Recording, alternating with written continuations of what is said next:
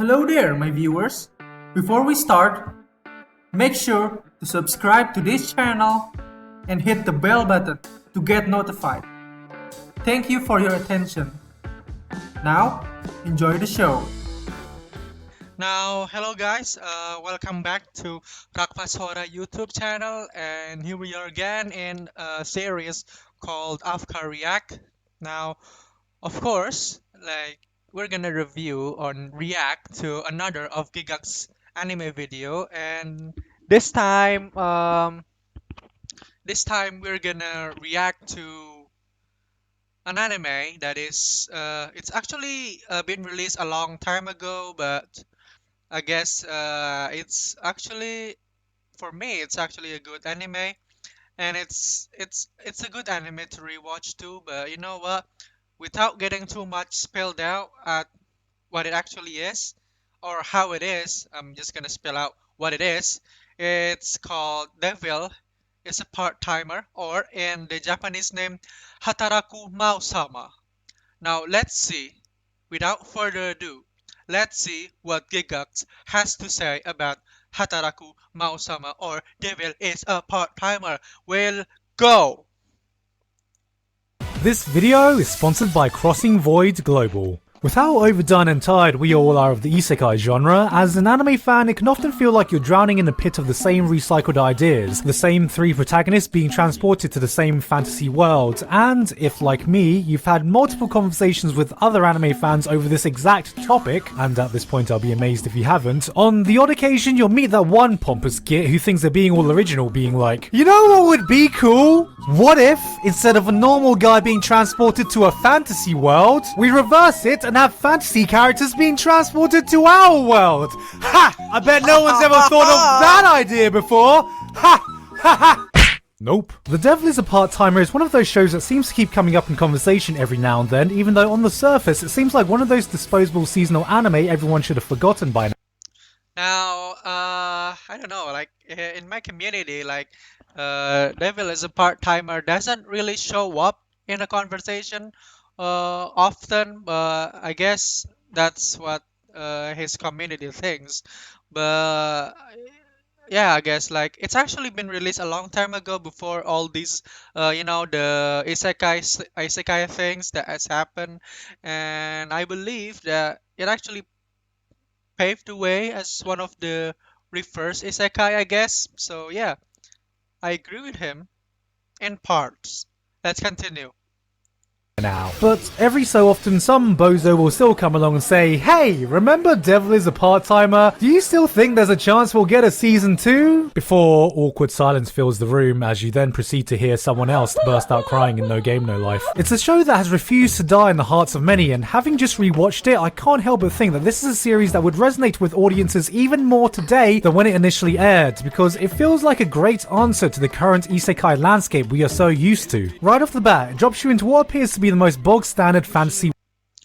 Yeah, I guess because I've actually, when it was released, I think it was released in 2011 or 14, I don't know. But I guess, I've actually watched it in 2016 or 17, and at that time there was so many, I guess, isekai genre anime, and when I've actually watched this, I feel refreshed. So I kind of understand how, what Gigguk says about the standpoints on the current isekai anime.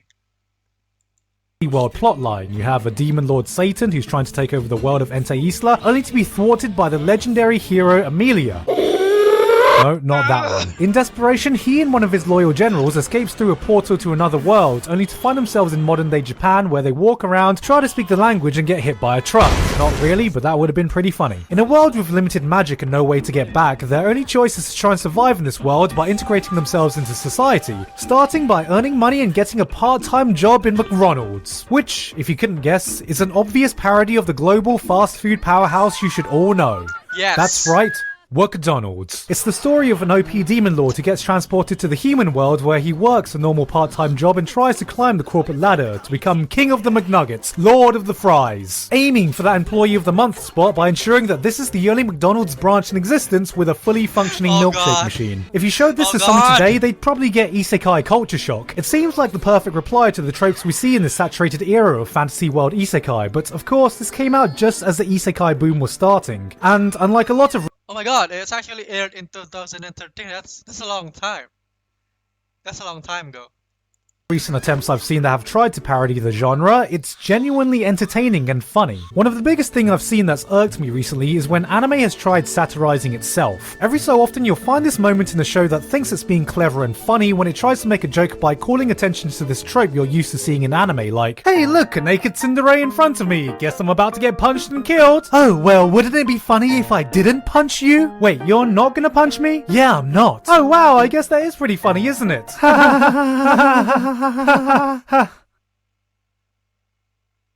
This is funny. The entire joke is just them discussing that that thing that normally happens in anime? Well, that thing you thought was gonna happen isn't actually gonna happen. I bring this up because while the plot description can make the devil as a part-timer seem like an attempt to satirize the current isekai landscape, it never feels like it's actively trying to do so, because it's not. This is a 6-year-old show that came out before there was established tropes to parody, yet viewing it today, it ironically does a better job at subverting these cliches than 90% of these so-called funny meta moments that actively make an effort to do so. It isn't funny because it's calling attention to all these. Now I just wanna tell you that like it started really serious with all the action. I think I remember there was like blood to swear, and for it turns out to be a comedy show. I know, I mean, like it has tags comedy, but the turning out of the current events in the first episode was quite something for me. So yeah. You're used to seeing an isekai flipped, it's just a very funny situation the characters find themselves in. And they react in a comedic way, but ultimately stay in character. The jokes aren't them explaining the joke, there's an actual punchline. What works is the sheer ridiculousness of the premise, wherein we're used to seeing a normie otaku protagonist doing fuck all with his life, arriving in Middle-earth for some high-stakes world-saving quest. Here, the stakes are reversed, and we get to see a world-conquering demon lord just dealing with the sheer terror that is our mundane, normal daily grind. It's the classic fish-out-of-water scenario with a reverse fantasy twist, and yet somehow, compared to what we see today, still feels oddly refreshing. And this is helped with a great dynamic between the cast members. Sadao, Amelia, Ashia, Chiho, Lucifer. It isn't just the fact that the devil is working at a fast food restaurant, it's the fact that the cast retains the same dynamics you'd expect in an epic fantasy story while having to keep it up in a modern setting. Yes. I agree, Gigguk. As accompanying General, Ashia tries to remain loyal to him throughout, serving him in any way possible. But of course, there's no realms for him to control or armies to command, so he serves him the best way he knows how. As a stay-at-home housewife. Then there's Amelia, who has to deal with the internal conflict of finally confronting the all-powerful demon lord she spent her entire life fighting, only to find that he's actually a normal, hard-working guy, unsure if he'll one day turn again, and has to maintain her world-saving hero status while holding a telesales job. It's a balance that just gives the cast some great chemistry when it comes to the comedy without making anything feel forced. Like, a lot of people may see Amelia as your typical tsundere, but given the context, it does make sense why her attitude towards Mao is so cold. And also, I like tsunderes.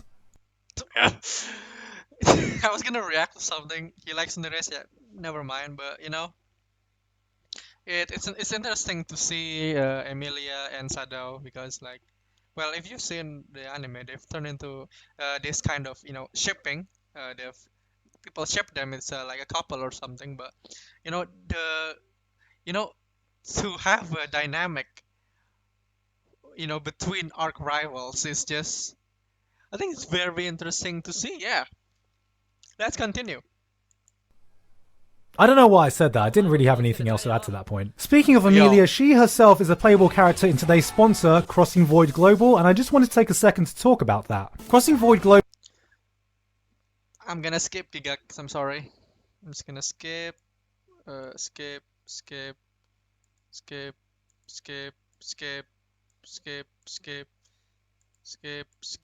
I don't know. Skip. Skip, skip, skip. Okay. Follow their pages for the latest updates and events. If this sounds like something for you, click the link below to download it on iOS or Android. Okay. Getting back to The Devil is a Part-Timer though, it's fairly safe to say that if that's all there was to the series, it would surely get dull. I've seen enough anime that have tried to live off of one running joke alone, and the literal devil getting outrageously fired up and motivated about selling special peppered fries can only go so far. Thankfully, it does have a semblance of a plot, with the fantasy world they came from still having a role to play in the overarching story. The war between the devil and humans never technically ended, and in between the fast food joints you have a few arcs focusing on characters from the fantasy world trying to come and kill the devil as they always have. It's a great mixture of unique comedy with a fantasy action backbone to keep you on your toes, and most importantly, keep you entertained. Yes. It's actually, it's a comedy, but the action scenes in this series is actually pretty good, and it can stand out as an action series. So yeah, I'm saying out my love to this anime a lot, but yeah, it's that good, guys. Having events interspersed with greater consequence not only makes the show more interesting, but allows the characters to grow and evolve as the series goes on. Of course, while I am throwing a lot of praise, if there was one big downside to this series, is that there isn't really much more to say about it. It was a nice little fun series that said its piece then ended, and by ended what I mean is that it didn't really end, it just woke up the next day, snuck out while you were still sleeping, and didn't even leave a number for you to contact it by. While I enjoyed the series, there's nothing I can really point to say, wow, this was really amazing. But most of that is because it didn't really have the time to properly hit its stride or establish itself. Just as you feel the plot starts progressing and the characters have a chance to develop, the curtains close and an announcement comes on saying, "Alright, that's all folks, show's over, you can fuck off home now." But I wanted to see more of the story! Security, can someone shoot that man, please? I think I have to disagree, because I think it actually establishes that very well. I think I have to agree on the plot. It doesn't really, progress as much. Yeah, well, I guess it doesn't establish. I guess it kind of establishes enough as kind of an introduction series, introduction season. So it got me hooked. So, that's my piece of information, Gigguk. Thank you. This is a show that has been stuck in sequel limbo for years, and it doesn't really make sense because it was the third best-selling light novel of that year, and before I just checked, I had no idea that it was the 55th most popular anime on my anime list, putting it above Mob Psycho 100, Madoka, K-On!, and JoJo. What the fuck? The demand was definitely there, so I can't shake this feeling that it might have just come out a bit before its time, because I believe that if it did actually come out today, with season 2 and 3 announcements coming out from anime big and small, sometimes even right after a show is finished, on top of the sheer abundance and popularity of isekai being released now, there's no way it wouldn't have gotten another season. As it stands, The Devil is a Part-Timer is a short, fun little package that didn't overstay its welcome, but we would definitely welcome more of it. Recently, I've had a lot Yes, damn, I want season 2.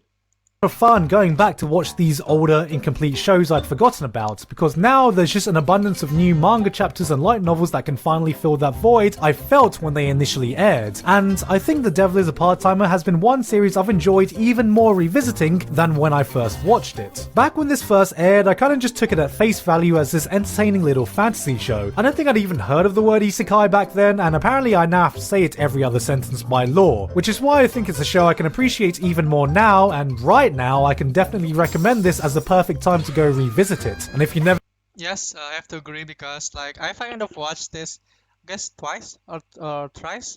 I don't know, but you know what? I don't really know which one is better, but because I've watched it like in 2017, so for me, it is a good anime, and it has a good rewatch value. ever seen them before, well, that's all the more reason to, because I think it says a lot about the current environment when I can say to you, hey, want a genuinely fun twist on the isekai genre that feels way more original than 90% of the attempts coming out now? Here's this half-decade old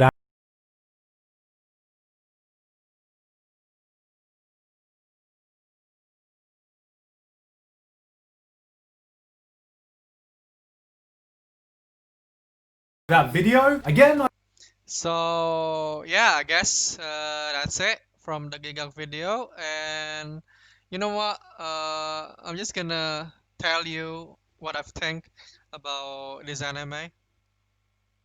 So I guess you know like as Gigguk say that it's actually a very popular anime, but from what I know, because it aired in the same season as Attack on Titan, it didn't stand out as much. But from what I've been told, but you know what, it is has become quite popular, and god damn, I just want season 2. That's what I've been saying. I want season 2, and I've been hearing that the light novel has been progressing greatly.